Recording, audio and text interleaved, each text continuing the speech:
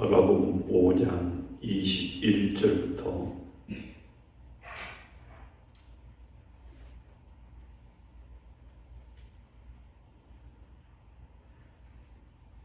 24절까지 보십니다.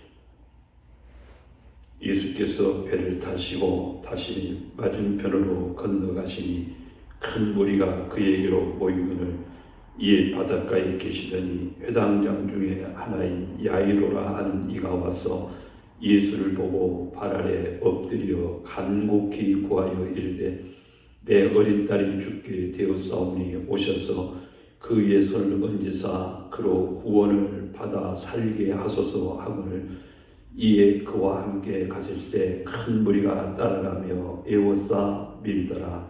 아멘. 복된 주일입니다. 우리 하나님의 크신 은혜가 우리 모두 위에 함께 하시기를 예수 그리스도의 이름으로 축복합니다. 이런 이야기가 있습니다. 사람이 두려움을 가지면 그 두려움 속에는 1000개의 눈을 가지고 그 1000개의 눈이 자신을 괴롭힌다 하는 말이 있습니다. 우리가 평안을 얻지 못하고 우리 마음에 두려움이 있으면 그 두려움은 내 안에 1000개의 눈을 갖고 있어가지고 엄청난 우리에게 그런 고통과 아픔을 준다라고 하는 말입니다. 오늘 우리는 나는 누구인가? 나는 예수 믿는 사람.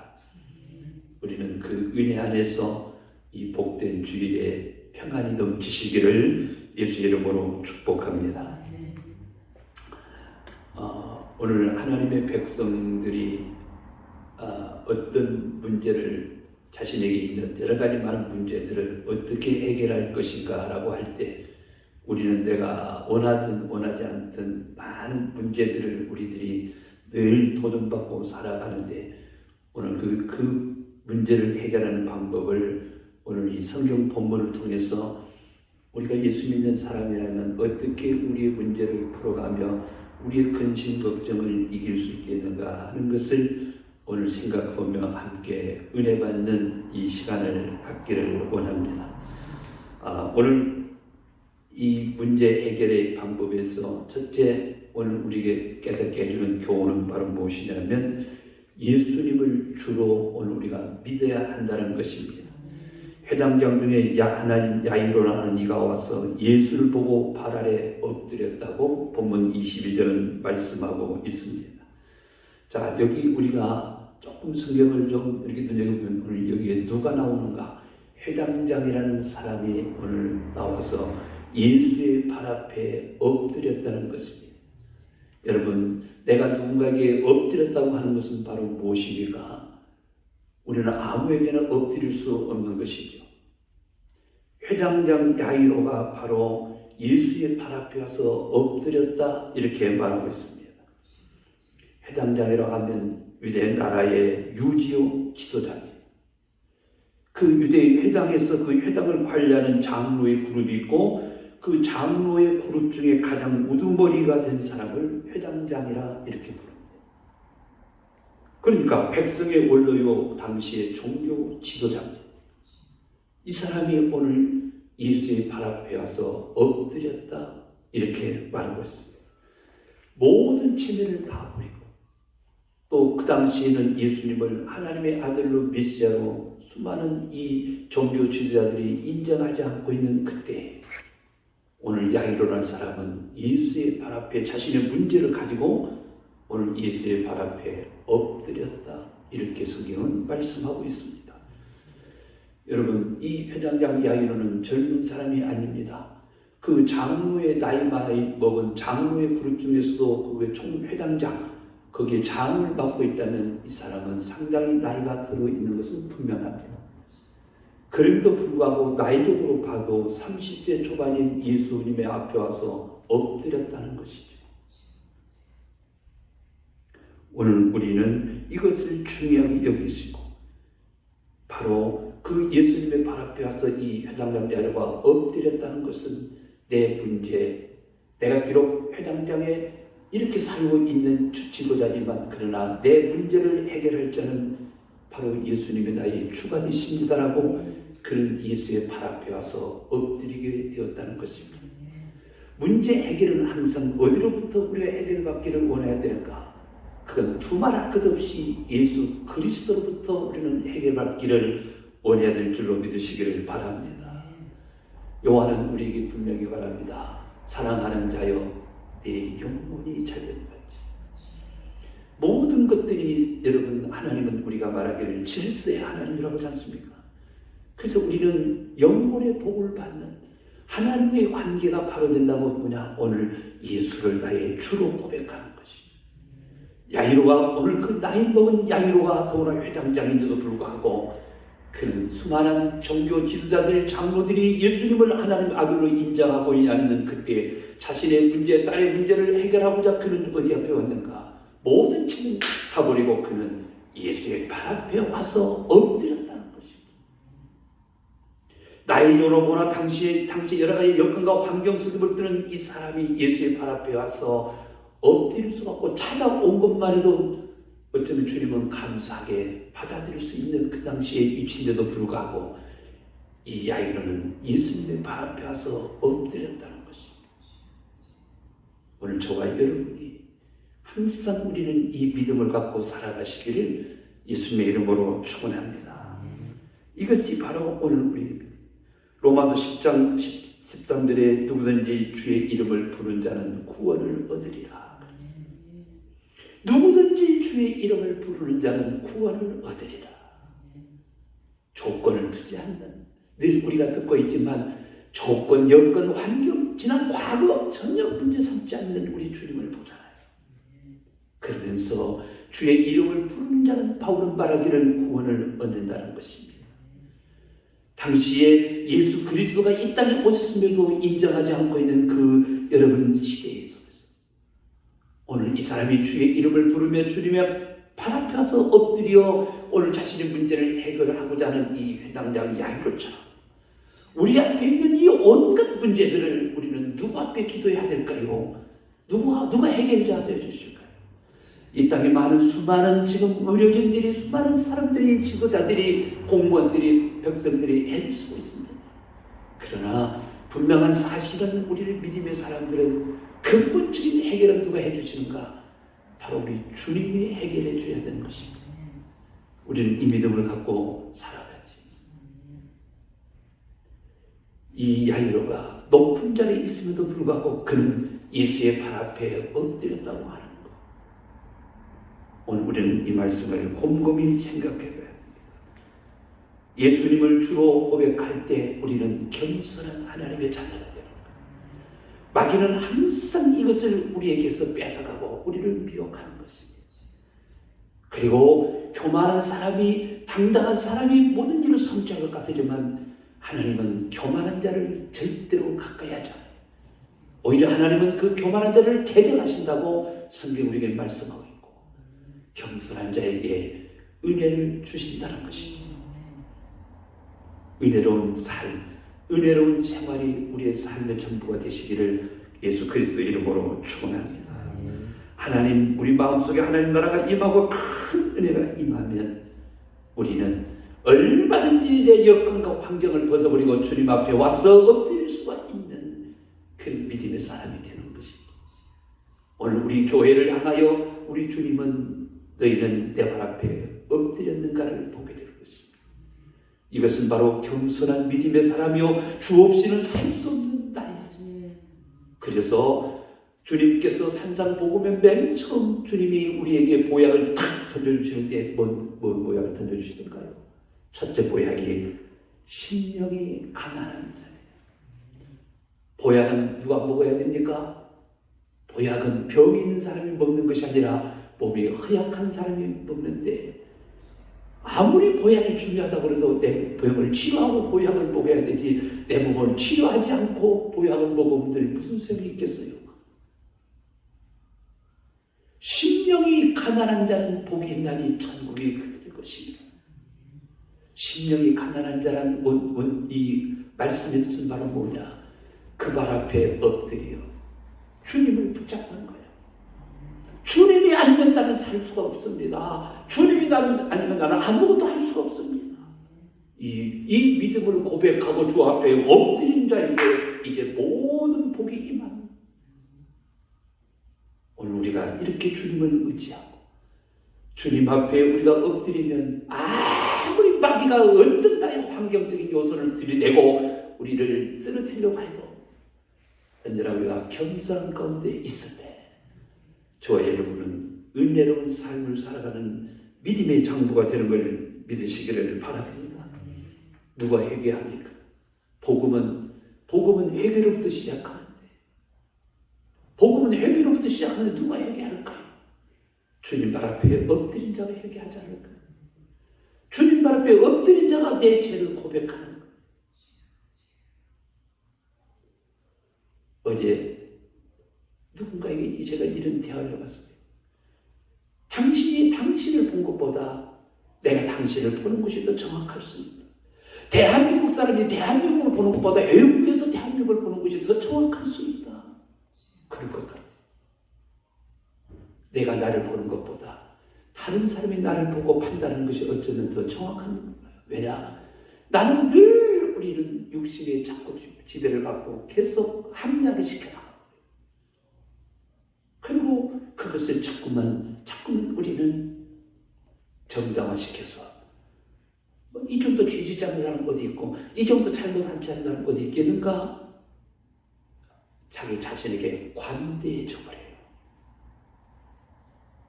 회개는 항상 겸손하게 내가 주 앞에서 주님 아니면 살 수가 없다. 그런 자에게 오늘도 주님은 힘 주시고 내 앞에 있는 큰 산도 넘어가게 하고 모든 문제가 해결자 되신 우리 주님의 은혜가 임하는 걸 믿으시기를 바랍니다. 두 번째로 오늘 이 회당장 야유를 보면서 이 문제 해결의 두 번째 비결은 바로 무엇이냐? 우리 주님도 우리에게 부탁하시고 성경은 계속 우리에게 요구한 것이 있는데 그게 바로 기도하라는 것입니다. 예레미야 33장 3절에도 보면 너는 내게 부르짖으라. 너는 내게 부르짖으라. 내가 네게 응답하겠고. 네가 내게 부르짖으면 내가 반드시 네게 응답해 주시겠다는 겁니다. 여기서 하나님은 끝나지 않습니다. 응답해 주신 하나님이 또 그에게 뭐라고 주십니까? 네가 알기보다는 크고 은밀한 것은 내가 네게 보여주실 것이라는 겁니다.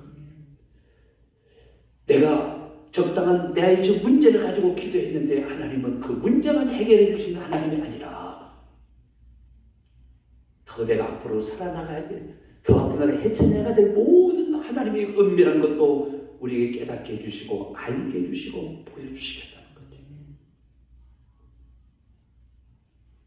얼마나 하나님 10편 50편 14절의 감사로 하나님을 영화롭게 하는 자가 11절에 보면 환난날에 나를 부르라 내가 너를 건져주리 네가 나를 영화롭게 하리라.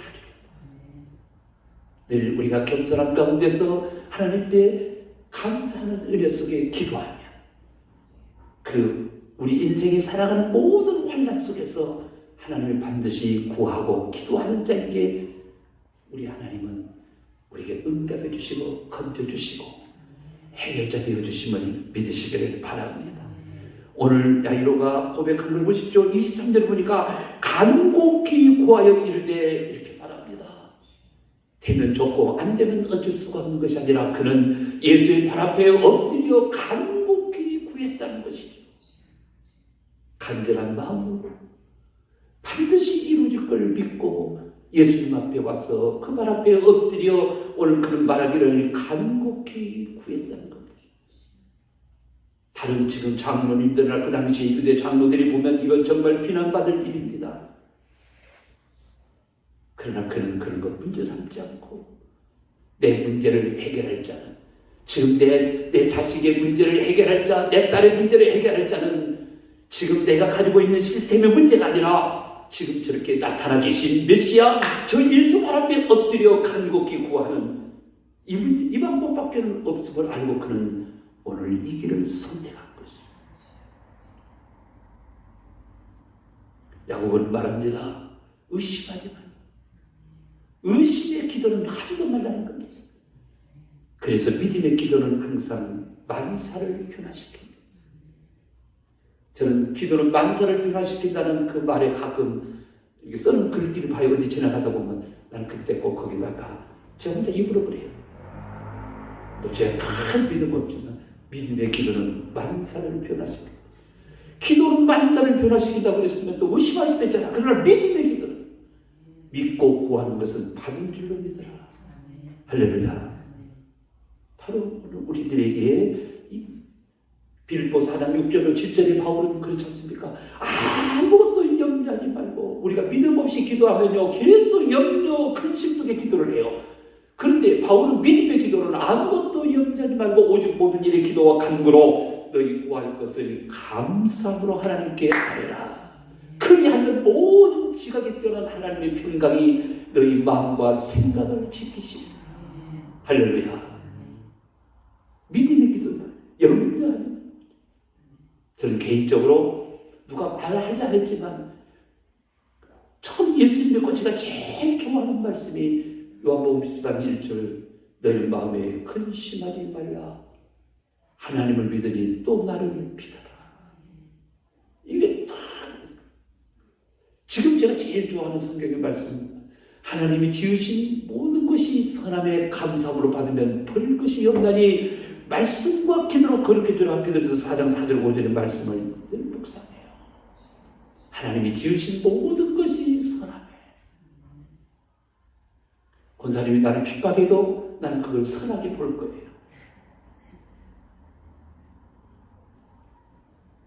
그렇다고 권사님이 아멘하면 안 돼. 그 모든 하나님이 지으신 모든 것이 선함에. 이걸 감사함으로 받으면 아무것도 버릴 것이 없더라는 것입니다. 누가 그랬어요? 바울이 그랬어요. 누구에게? 믿음의 아들 동역자 디모데에게. 매를 맞고 그 고통을 참아낸 것도 하나님이 주신 선한 것이 아니라 자신이라고 하는 자기라고 하는 이 사람을 주 앞에서 쓰임받기 위해서 자기 몸에 병이 있는 것도 감사하고 하나님 이 병 고쳐주세요.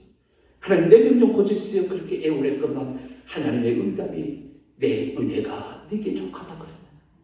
그렇게 세 번이나 간절하게 믿음을 가지고 확신을 가지고 기도했는데 내 은혜가 네게 족하다. 이때 성령께서 강력하게 바울에게 깨닫게 해주는데 바울이 어떻게 깨닫던가요? 내가 다른 사람보다 받은 은혜가 많은데 내가 교만해질까봐 스스로 자고하지 않게 하여 내 몸에 이 가시를 주신 것을 오히려 감사했어. 그 다음부터 그는 언어가 달라져요. 내게 자랑할 것이 없는데 부득불 자랑하라 해란다면 나의 연약함을 자랑할 것이다. 왜? 내 연약함을. 이 연약함을 가지고 주를 붙더니 그 안에 뭐가 머물더라? 주님의 능력이 머물더라. 할렐루야. 오늘 우리 크리스천들이 저와 여러분이 놓치지 말아야 할 부분이 이 부분이에요. 시편 30편 6절에 무릇 경건한 자는 주를 만날 기회를 타서 주께 기도할지라 진실로 홍수가 범람할지라도 저에게 미치지 못하리라. 이런 말씀을 우리가 묵상할 때 이 말씀이 믿어지기를 주의 이름으로 축원합니다. 시편 34편 4절에도 내가 여호와께 구하며 내게 응답하시고 내 모든 두려움에서 나를 건지셨도다. 이렇게 말씀합니다. 마지막 이 회당장 야이로의 문제 해결을 그가 오늘 본문을 통해서 볼 때 뭐냐? 우리는 하나님 말씀에 굳게 서 있는 자가 되어야 한다는 사실입니다. 오늘 마가복음 5장 35절 36절에 보니까 아직 예수께서 말씀하실 때 회당장의 집에서 사람들이 와서 회당장에게 이르되 당신의 딸이 죽었나이다. 어찌하여 선생을 더 괴롭게 하나이까?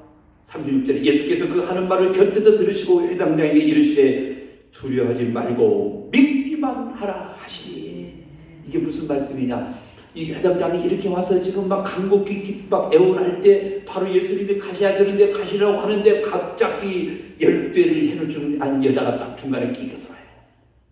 그래가지고 시간이 지체가 되는 거예요. 이 시간이 지체되는데 지금 들려오는 소식이 바로 뭐냐? 이제는 끝났다는 거예요. 딸이 병들어서 예수님을 찾았는데 시간이 지나고 지금 지체가 돼가지고 딸이 죽었다는 소식이 올라와요. 예수님이 그 이야기를 듣고 회장장에게 뭐라고 합니까? 두려워하지 말라. 지금 나를 믿기만 해라. 우리가 이 세상을 살아가면서 하늘나라 가기까지 우리는 항상 우리가 무엇을 믿어야 되는가? 하나님의 말씀을 믿는 자가 되시기를 예수 이름으로 축원합니다. 세상 사람들은 이제 끝났다는 거예요. 세상 사람들은 이제 이분과는 전혀 관계없는 일이 되고 말았다는 거죠. 저분이 아무리 병을 고칠 수 있는 능력이 있다 할지라도 이제 죽었으니 끝났다는 거죠. 이제는 더 이상 저 양반 괴롭힐 이유도 없고 저분 모셔갈 이유도 없다는 거죠. 그러나 예수님은 그렇구나, 시간이 흘러서 이제는 안 되겠구나 하는 주님이 아니잖아요. 회장장이 이렇게 두려워하지 말고 믿기만 하라. 오늘 저와 여러분이 정말 이 66권 말씀을 대할 때 하나님의 말씀이 묵상되어지고 하나님의 말씀이 암송되어지고 하나님의 말씀이 짊어질 때 우리는 이 말씀을 믿는 자가 되시기를 바랍니다. 어느 때 힘들 때, 어느 때 역경이 왔을 때, 어느 때 고통이 왔을 때, 아픔이 왔을 때 우리는 이 말씀을 믿는 자가 되시기를 바랍니다. 그러면 이 말씀은 내게 놀라운 생명의 은혜로 살아 움직이게 되는 은혜가 축복이 임하는 걸 믿으시기를 예수 이름으로 축원합니다. 하나님 말씀이 그래서 묵상되는 자가 복이 있는 거예요. 하나님 말씀을 듣는 자가 복이 있는 거예요. 하나님 말씀을 듣고 지켜 행하는 자가 복이 있는 거예요. 이스라엘 백성들이 항상 하나님께 범죄하고 그 고통 속에 살다가도 항상 하나님의 회복을 시켜줄 때는 어디로 돌아오는가? 말씀으로 돌아옵니다. 하나님 말씀으로 돌아올 때 하나님은 용서하시는 하나님, 말씀으로 돌아올 때 하나님은 항상 인정해 주시는 거죠. 오늘 회당장 야유를 보면서 우리의 모든 문제들이 이렇게 많이 있잖아요. 엄청난 문제가 많이 있잖아요. 오늘 우리 야유로가 이 자신의 문제가 해결되는 걸 보면서 절망 속에 빠져버렸잖아요. 세상적으로 방법이 없잖아요. 그럼에도 불구하고 오늘 이 야이로는 모든 자기 여건과 환경을 초월하고 예수의 발 앞에 엎드려서 예수를 구주로 모습. 그리고 그는 정말 전심을 다해서 예수님 앞에 간곡히 구합니다. 그리고 주님의 말씀을 믿어요. 두려워하지 말라. 내 말을 나는 믿기만 하라는 거죠. 이게 믿음입니다. 믿음 좋은 사람 누구예요? 예수님을 믿는 사람이에요. 어떻게? 고난 때도 환난 때도 기쁠 때도 슬플 때도 어려울 때도 주님을 앞세우고 주님을 자랑 삼고 주님을 따라가는 믿음의 성도들이에요. 오늘 저와 여러분이 이 은혜가 있기를 바랍니다. 그래서 우리는 항상 내 모든 인생의 생과 사는 나는 항상 어디 앞에 있다? 주님의 손에 있고 우리는 주의 인도하신 예수님이 나의 구주입니다. 예수님이 나의 구주. 주는 그리스도시요 살아계신 하나님의 아들입니다라고 시몬 베드로가 고백할 때 바요나 시몬아 네가 복이 있도다라고 주님이 그렇게 칭찬하신 걸 보게 돼요. 구원받은 백성 항상 우리는 말씀에 들어서서 예수님이 나의 구주요 내가 간구해야 되고 내 모든 것을 해결자 되시는 우리 주님 앞에 그 발 앞에 엎드려 간절히 간곡히 오늘 야이로가 보여준 것처럼 우리는 구할 수 있다. 믿음의 사람이요.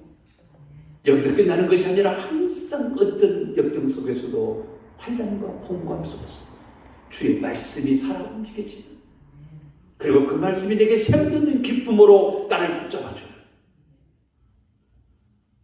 우리 모두 되시기를 예수 그리스도의 이름으로 축원합니다. 기도하겠습니다.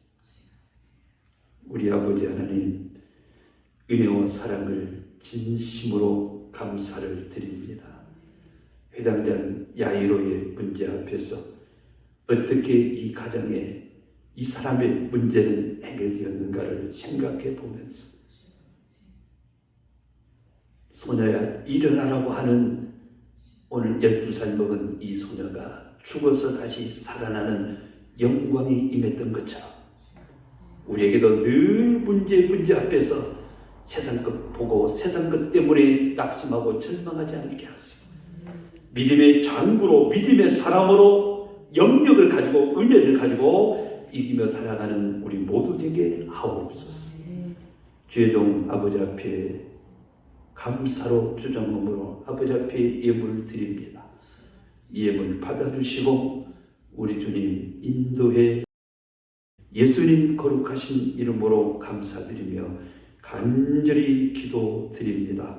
아멘. 401장 찬양합니다.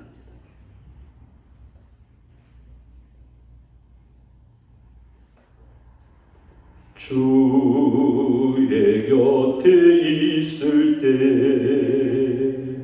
마음이 든든하오니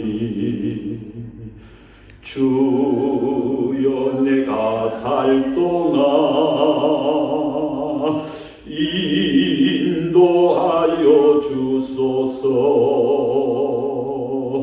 주여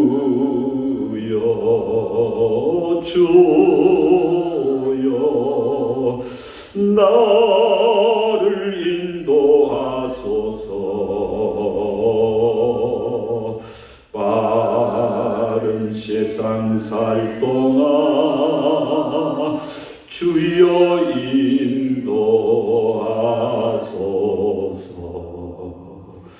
피난처인 예수여 세상 물결 험할 때 그 신은혜 베푸사 나를 숨겨주소서. 주여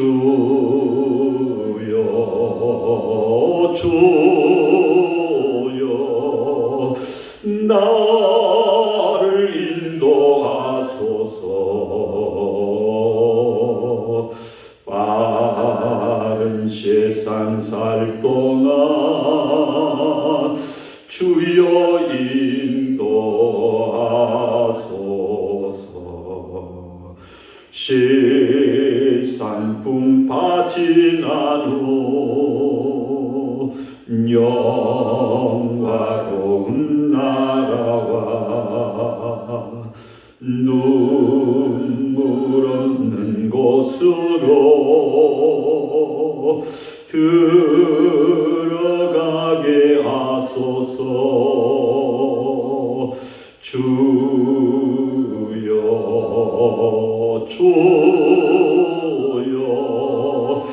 나를 인도하소서. 빠른 세상 살 동안 주여 인도하소서.